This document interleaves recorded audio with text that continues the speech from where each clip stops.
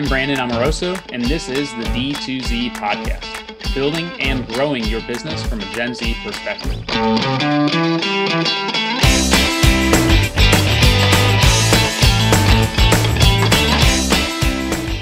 Hey everyone, thanks for tuning into D2Z, a podcast about using the Gen Z mindset to grow your business. I'm Gen Z entrepreneur Brandon Amoroso, founder and president of Retention as a Service agency, Electric.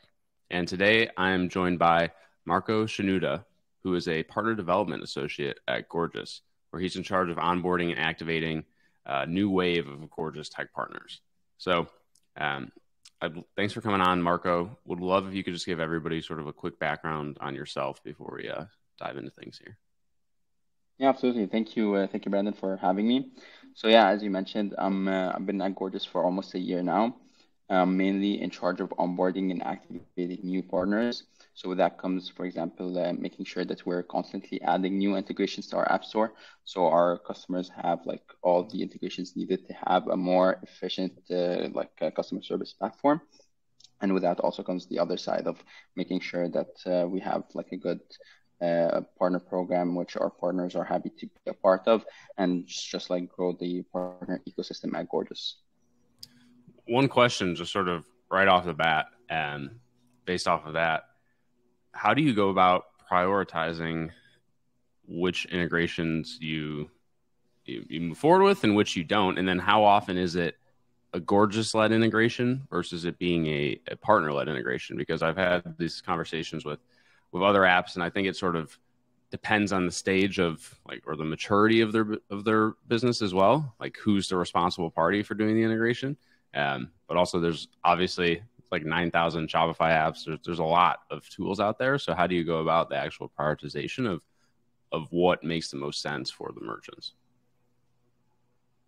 Yeah, absolutely. That's a great question. And this is something that we internally just start even thinking about. So in the past, we were essentially not focusing so much on the integrations being added, more of just letting whoever wants to integrate with us. And we didn't essentially proactively seek specific integrations. However, recently we actually changed that mindset, and just by determining which are the other big players in the Shopify ecosystem, for example, your Shopify Plus apps, and the ones that have bigger market presence. And these ones we just try to engage with them, since we have similar ICP, for example. We have a huge mutual customer base, and then we try to engage with those app partners. And in terms of which ones are Gorgias led versus partner led, so at Gorgias we don't necessarily build integrations, just because we have a very mature partner program, which a lot of app partners want to be a part of, just because of how streamlined our processes are in terms of referring, or even more on the marketing aspect. So we're lucky enough to have partners actually wanting to integrate with us. So it's more of putting the onus on them to build the integration, and then working with them on go-to-market activities and taking the integration to market and to our customers.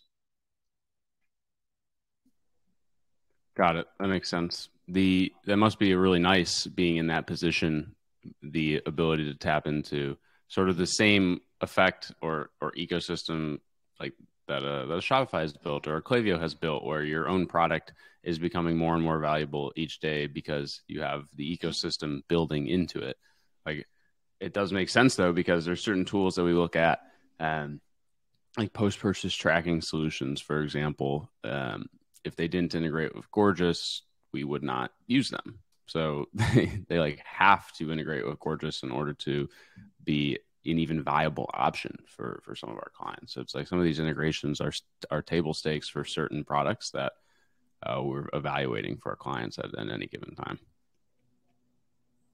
Yeah, absolutely. And just I recently even had a conversation with a partner who they're just discussing with me how important the partner ecosystem is for us as Gorgias. However, it's even more crucial for them, because their product is essentially not as valuable without the integrations that they currently have, on another level, that they're dependent on other ecosystems. And that's why they need to build these integrations to be able to attract new customers or even retain their current customers.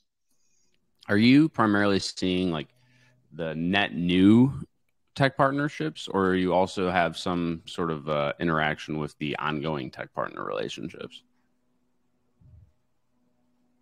So I'm mainly focused on net new partnerships. However, like there are some partners that have been with Gorgias for a while now, but mainly just like net new. Got it. Okay, that makes sense. I think it's been interesting to watch as there's been more of a transition to like product bundling, whether it's email platforms are doing SMS now, or if it's a reviews platform who's doing surveys and quizzes now. There's a sort of a broadening of the scope that most of our tech partners that we work with are going through right now, and then they're like sort of walking into the swim lanes of other tools.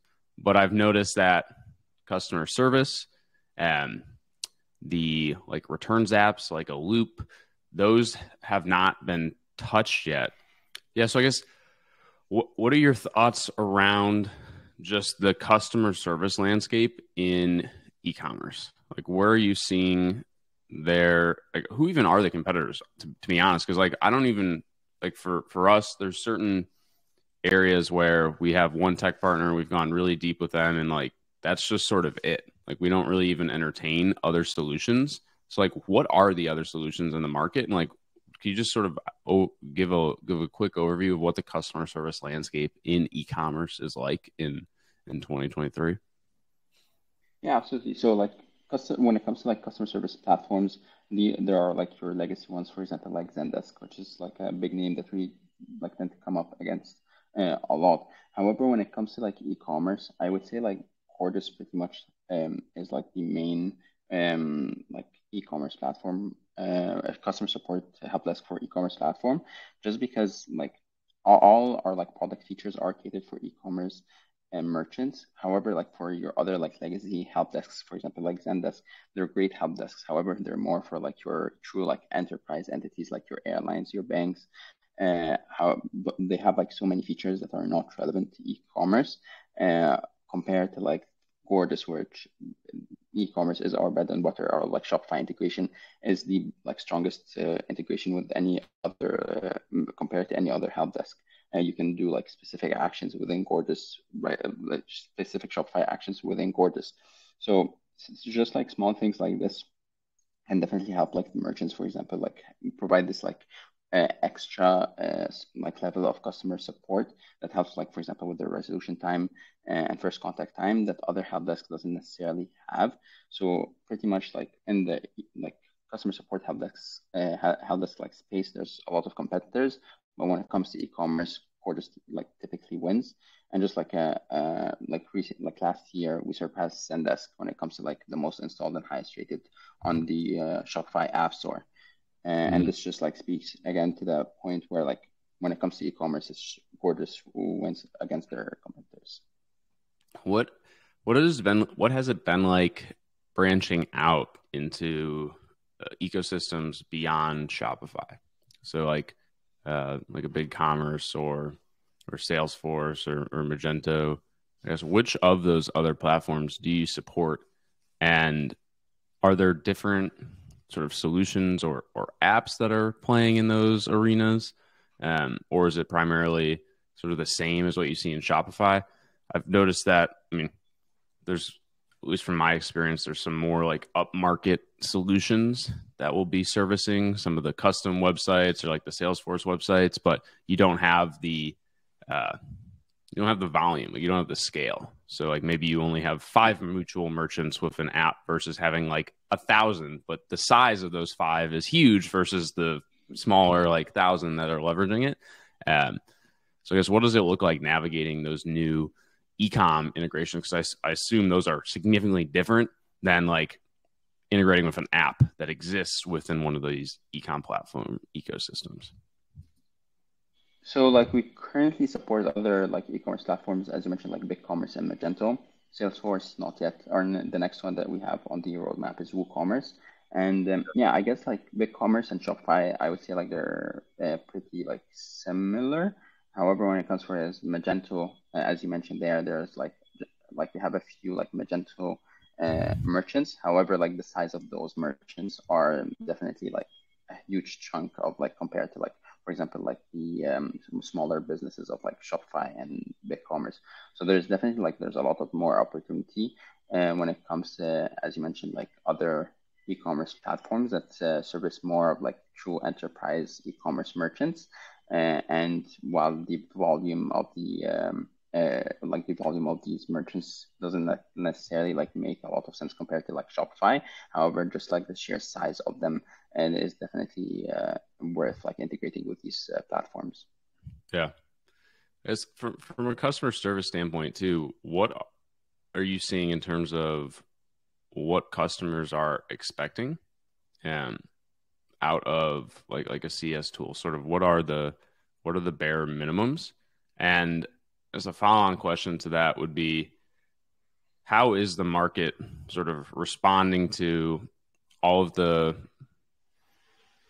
sort of upgrades and improvements you've made to the solution that make it more of a revenue driving channel than like a customer or than a cost center? Because it's something that we like to talk about a lot at Gorgias. You can do like proactive chat campaigns. You can incentivize the customer service team to like convert tickets into actual orders. But you're dealing with a lot of sort of history of where brands were just like, let's make customer service as cheap as humanly possible. So I guess, what do those two things sort of look like? So in terms of like the bare minimum, like customer support, like the bare minimum when it comes to like customer service is just like having everything in the same place. And just because this helps the customer support agent to be more efficient, rather than having like fragmenting customer support where you have to like open multiple platforms, multiple tabs, switching between one and another, copy pasting information. It's just like in terms of like efficiency, it definitely is all like it's very like it's more costly to have a fragmented customer support than investing in a customer support help desk, which centralizes everything. As you mentioned, like with the upgrades and with like more add-ons that we have at Gorgias in terms, for example, like the automation add-on or like other features that help drive revenue. And it's definitely like you can definitely see some like most merchants are going more and more like through like the automation route where they want to deflect as many tickets as possible, like the like repetitive like mundane tickets, like where's my order, and have those like more deflected and automated, and then focusing more on, as you mentioned, like the proactive chat campaigns where they can provide the white glove experience for their customers, as like for example having like a sales associate which helps you like with the sale and drive more sales like from that avenue. And I totally agree with you in terms of like when merchants see like customer support as like something that's you need to keep it like as cheap as possible, something that's more of like an expense rather than an investment.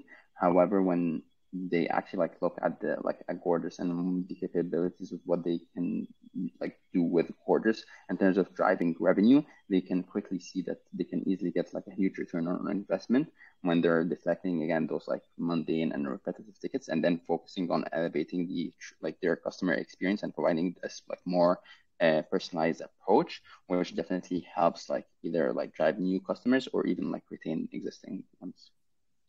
Yeah, I think half the sort of battle is just having the visibility into it, because I'm sure before you had before there were revenue statistics in Gorgias, I mean, these things were happening. Like there would be tickets that would get converted, and they just weren't the customers or merchants didn't have the visibility into, oh wow, we actually made $50,000 this month off of our customer service team.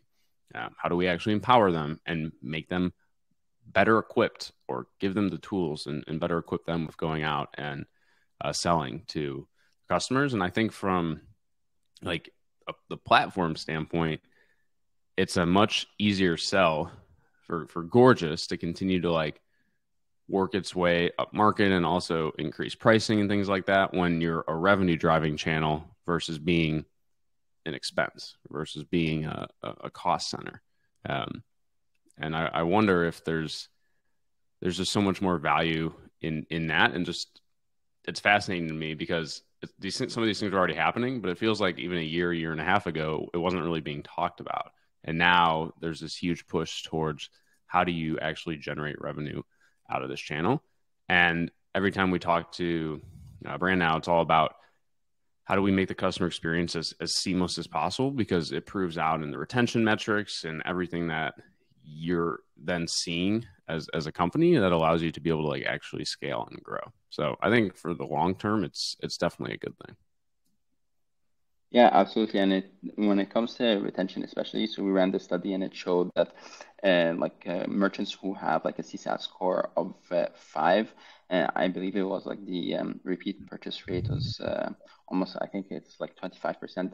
I don't like remember the numbers top of my head. However, when like the CSAT score just like decreases by 1 point to like 4, which is still pretty good, you can see that the repeat purchase rate like decreases by almost like 15%, which is like it's a sizable decrease, and you can just like see the correlation there between having the Amazon standard of like customer support and customer service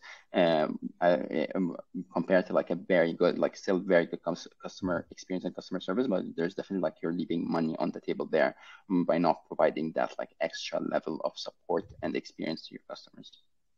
Yeah, I think customers expect a lot now because they have the Amazons of the world. They have the ability to shop from anyone. And if they're choosing to shop from you, then you better be able to match the customer experience that's being given and in most of their other shopping experiences. I think that's something that we started to work a lot with Shopify from the agency side on some of these verticals that have lagged behind a little bit in terms of technology adoption. So whether it's alcohol, like the jewelry industry, there's been a couple of others where they're dealing with the merchants are dealing with antiquated systems.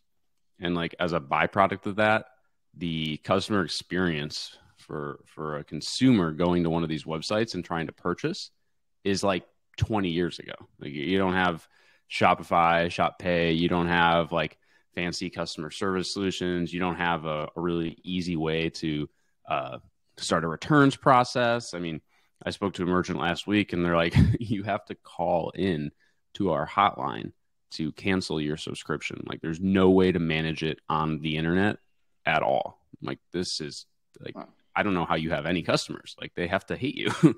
So that has been a really sort of interesting sort of next phase for us and also just opportunity. I feel like all the low hanging fruit for Shopify, like everybody who sells shoes, everybody sells coffee, like skincare, like those are all those brands are already on Shopify now. So like most of the business and most of the deals we're working are some of these like more legacy style verticals. And a lot has to do with like regulation, for example, on the alcohol side, which is why they've been being serviced by like point solutions versus more like robust platforms. But it's just been sort of fascinating, the early adopters, how much more of a leg up they have on their competition just because they're like adopting sort of 2020. What year is it? I always forget. It's like 2023 best practices. So it's been fascinating to watch, but also like the education process around, hey, actually, if you do let your customers like skip a subscription order, they actually will stay with you longer than if you make it super difficult for them to cancel.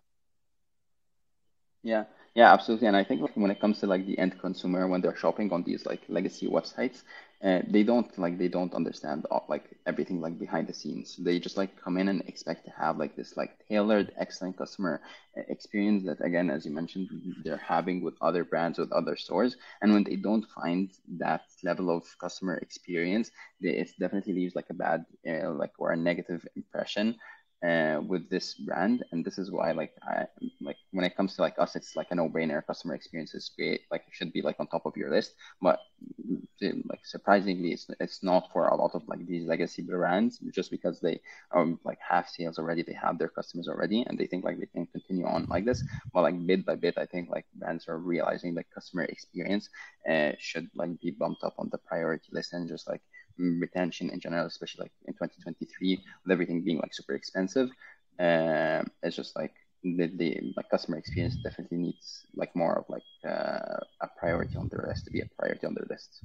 Yeah, and I think customer experience touches so many different components of the website And it starts even before that first purchase. I mean, if you have like a painful experience even getting that first order in, you're not going to be setting yourself up for success with that customer, because it's just not, you're sort of already starting with like a bad hand in like a deck of cards game or something. And so then it just sort of trickles down throughout the rest of the customer experience. And I actually got a transactional email last week from a brand on like a subscription. So I never got like the upcoming order. I never got anything. And I'm just like, maybe I'm probably the worst customer to have as an e-commerce brand, because I'm just like, I know what should be being done.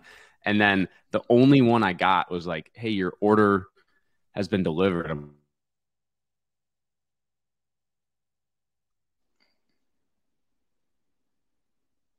like, how do you have an unsubscribe link in the transactional email? But this is not like an antiquated brand either. This is like a skincare brand. And so there's still a long way to go. And I think something that's fascinating to me is, how do you balance as an app or a tech platform? How do you balance like being a managed service for your customers versus having them self-service? And I don't think it's necessarily as big of an issue with Gorgias, because you're not reliant, though you are starting to get into like revenue tracking a little bit more. But like a rebuy, for example, like just because you download the app as a merchant, if you don't implement it properly, if you're not leveraging it properly as a merchant, you're not going to have the ROI. And so then most likely you'll churn. But as a tech, sort of as a SaaS product, you don't want to be sitting there sort of doing all of the service and managed work for your customers. So I think it's fascinating, that sort of like, I guess, conundrum of where do you draw the line, and where does the merchant have to like sort of step in and actually do and leverage the platform in the way that it should, versus like your team going in and actually helping them along. And I think that's a great question. In terms of like, we have definitely like a lot of customers that don't know like the full like scope of Gorgias and like the full capabilities of Gorgias. And as you mentioned, they sometimes like churn just because they're not like leveraging the platform to the fullest. And I think like it comes to honestly like enablement and education. So like, for example, like running like webinars and just like having like these blog posts and playbooks available for your customers in terms of like how to not just like leverage the platform, but also like customer support in general. What are the best practices, and then showing them like through like the like a lens of like your platform on how they can be able like to maintain like best practices. Yeah, I think that makes a lot of sense. And that's where I see a lot of value in like the agency partner programs that some of the tech partners that we work with invest very heavily in. And every single one of them talks about how their own customer retention rate is higher if the brands that are on their platform are working with an agency, because the agency is able to actually deploy the solution in a way that is very robust, and then also is integrated with a lot of the other parts of the customer journey. So like if you're using a solution and it just sort of lives on its own, versus if you're using a solution and it's integrated into 10 of your other tools and it's touching all these different aspects of the customer journey because it's been well thought out and integrated into the customer experience, you're not churning from that solution. Like it's going to be a nightmare to have to move off of that onto something else. So I think for me, it's been fascinating to try and unlock our tech partnerships in a way that allows us to really like support one another, both from a go-to-market perspective, but also in terms of the whole sort of 1 + 1 = 3. So like, yeah, you could just work with Gorgias or you could just work with Electric, but if you work with both, since we're living and breathing this every day, like let's get you up and running very quickly with like the revenue add-on, or here's the right way to do the proactive chat campaign, and then you're off and running, versus like having to try and figure out what to do or just not doing it at all. Yeah, absolutely. And when it comes to like, as you mentioned, like integrating with other like tech platforms and having like the whole like customer journey like integrated together, it definitely makes the product a lot more stickier, and it's difficult for merchants to walk away from that. And we saw that, for example, on the Gorgias side, for merchants that have like seven integrations, for example, like active, are a lot less likely to churn compared to the ones that just like have, for example, five. So definitely having like the product like more integrated into like their tech stack and just like having everything connected and helps with one, churn, and two, just like making the product a lot more secure with the customer. Wow, that's a really interesting stat, actually. I bet the same is seen at like other solutions like a Klaviyo, for example, or other products where if you have more tech integrations within the account, it's going to be a lot stickier client than not. That's my last question for you.